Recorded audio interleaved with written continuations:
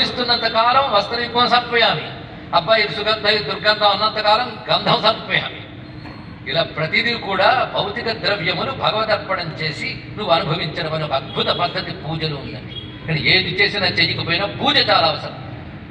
పూజలు ఎలా చేసినా నేను అనుకరిస్తుంది. ఎందుకంటే ఎప్పుడు దృష్టి పెట్టి తినకపోయినా తిన్న అన్నం ఆకలి ఎలా తీరుస్తుందో పూజ కూడా దానికి మహాప్రయోజనం. చిత్రం ఏంటంటే కొత్త కొత్తవి చెప్పి ఆ ధ్యానం గొప్పది, వేదాంతం గొప్పది అని చెప్తూ వీటిని ఈసరించడం కూడా కొందరు చేస్తుంటారు, పెద్ద యోగుల పేరు.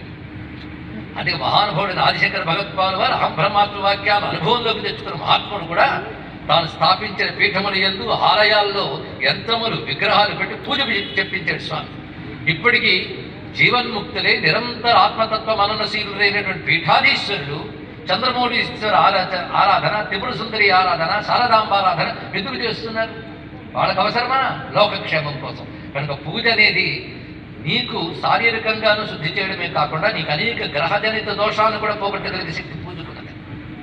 అది ఏ దేవత పూజ ఏ ద్రవ్యంతో చేస్తే ఏ గ్రహ దోషాలు ఎలా పోతాయో కూడా శాస్త్రం ఉంది. నీ ఇష్టదైవాన్ని వివిధ దినాల్లో వివిధ విధాలుగా పూజించే శాస్త్రం కూడా చెప్తున్నారు. దేవీ భాగవతంలో ఏ తిథి నాడు ఎలా అమ్మవారిని పూజించాలో చెప్పారు.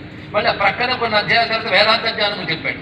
అంటే ఒకదానికి ఒకటి ప్రత్యామ్నాయము కాదు, ఒకదానికొకటి పరిపూరకము. ఇది తెలుసుకోవాలి. ఒకదాని వల్ల ఒకటి డెవలప్ అవుతుంది అక్కడ. అయితే నీకు ఒకదాని ఎందుకు ప్రీతి ఉండవచ్చు, దానిలో పెట్టుకోవాలి. నాకు ధ్యానం అంటే ఒక అనుభూతి వస్తుందండి, గీతం పాడితే అనుభూతి వస్తుంది, కానీ పూజ చేస్తే అనుభూతి రాదండి. అవునా? అయితే ఆ రెండు బాగా చేయి, ఇది మాత్రం మానకుండా కొంతైనా చేయని చెప్పారు.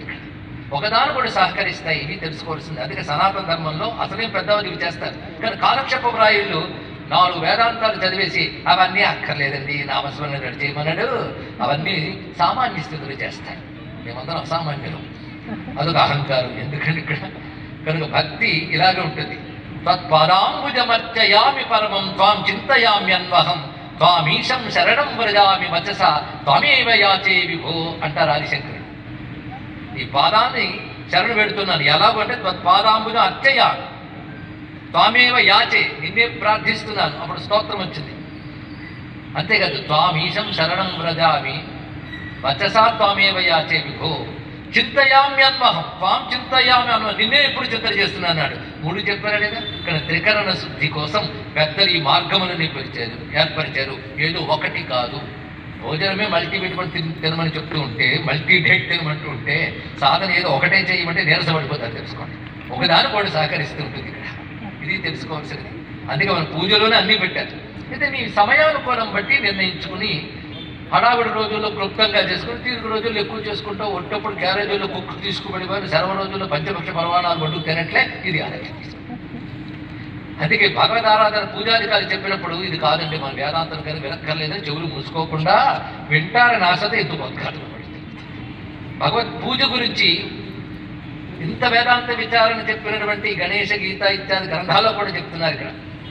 అందుకే శంకర భగవత్పాదుల వారు సనాతన ధర్మం మొత్తాన్ని రక్షించారు. కొందరు తెలియకేమనుకుంటారంటే అద్వైత మతానికి ఆయన పెట్టారు కనుక మాదందరూ అద్వైతం కదా వేరే మతం అనుకుంటాం.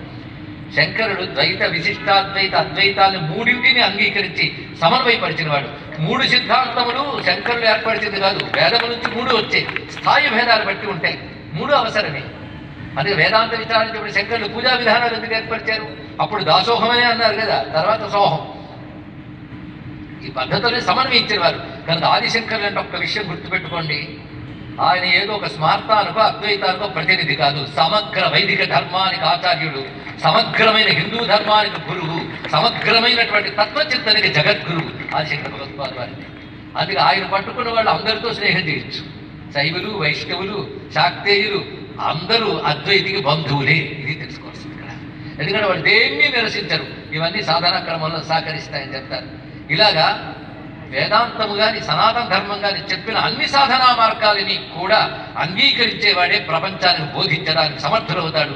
అలాంటి మరొక సమర్థుడు కొన్ని 100 ఏళ్ళ 1000 ఏళ్ల తర్వాత వచ్చాడు, ప్రపంచానికి బోధించాడు. మా సనాతన ధర్మంలో ప్రతి మార్గము గొప్పదే, విగ్రహారాధన గొప్పదే, వేదాంత చింతన గొప్పదే, యోగము గొప్పదే, ధ్యానము గొప్పదే, కీర్తన గొప్పదే, అన్నీ గొప్పదే, ఏది పట్టుకున్నా ధరిస్తావు అని చెప్పిన మరొక మహానుభావుడు, సమగ్ర హిందూ ధర్మానికి ప్రతినిధిగా ప్రపంచానికి బోధించిన వాడు స్వామి వివేకానంద. ఈ దృష్టితో మనం గణపతి నిన్న తత్వచింతన చేసాం. ఎన్ని రకాలుగా చింతామణి దగ్గర తత్వచింతన జరిగింది. అదేవిధంగా మనం ఉచ్చిష్ట గణపతి దగ్గర ఎంత తత్వచింతన చేసాం, అన్ని చోట్ల తత్వచింతన జరుగుతున్నది. అది జరగాలి, ఇది జరగాలి, కలిపి చేయాలండి. కొన్నాళ్ళు ఏది మిగలాలో మిగులుతుంది, మిగిలిన వాటంతరవే జారిపోతాయి. అది ఒకసారి రామకృష్ణ పరమహంసని అడిగారు, కర్మ విడిచిపెట్టి జ్ఞానంలో గడిపోతే బెటర్ కదా అన్నాడు. అలా బలవంతంగా చేయకనైనా ప్రమాదం. నువ్వు కర్మ చేస్తూ వెళుతూ ఉంటే కర్మ నిన్ను విడిచిపెట్టాలిగా, నువ్వు కర్మను విడిచిపెట్టకూడదు. ఇది ఎలాంటిదంటే పుస్తకం చదువుతూ నిద్రపోతుంటే పుస్తకం జారిపోతుంది, ముందే నువ్వు జారి చేయకూడదు. అలాగే పుండిని బలంగా లాగేస్తే మరో పెద్ద పుండి అవుతుంది. దాన్ని చక్కగా లేపనం రాస్తూ పోషిస్తుంటే అది పోతుంది. ఇక్కడ అది కర్మ ద్వారా జరగవలసినది.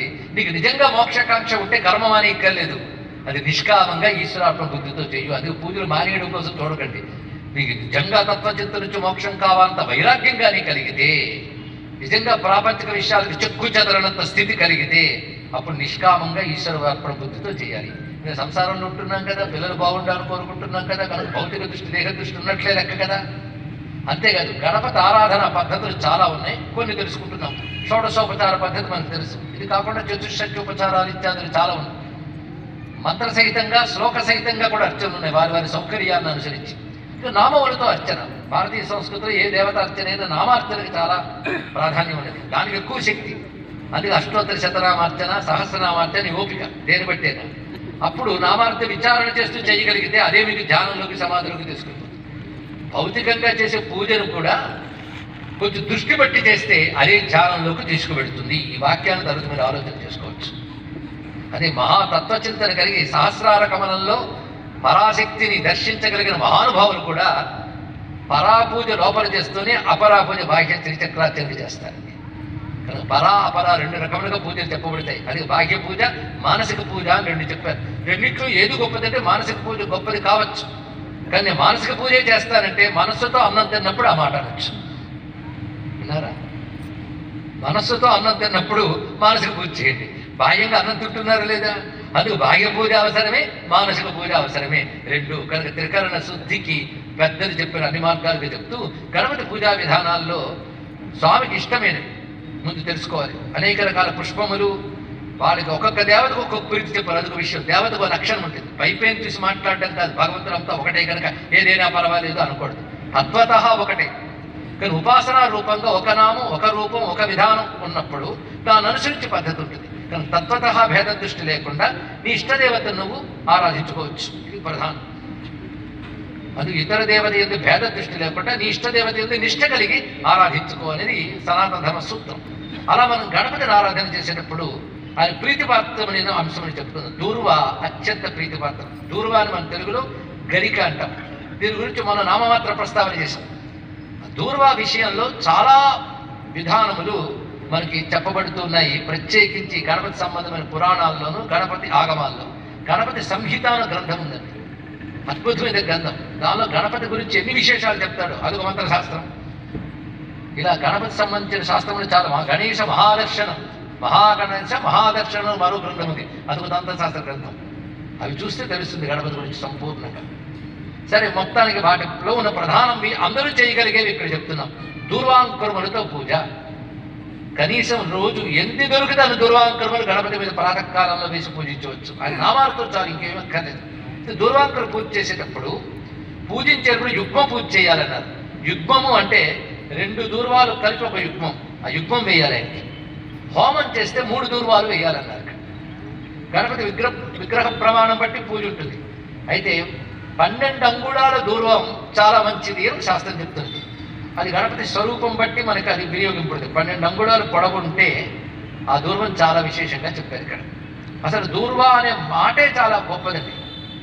అదొక విధంగా జీవభావానికి సంకేతం అన్నారు.